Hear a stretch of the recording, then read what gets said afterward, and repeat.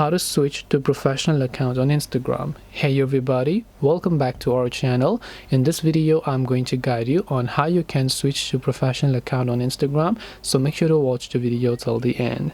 Now switching to professional account is actually quite a simple task to do.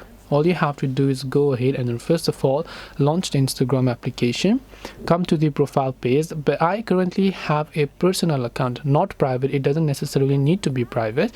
I do have a personal account, so I want to switch this to either a creator or a business account. So tap on the three lines option here and you will come to this particular page where you're going to simply scroll down and you'll find an option that says account type and tools.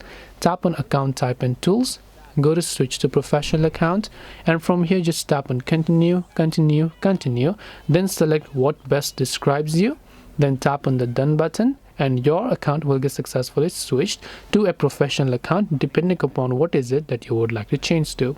That's all it takes to switch to a professional account on Instagram. Hope this video was very helpful. If you have got any more questions, feel free to leave them down below. Thank you for watching till the end and see you soon in the next video.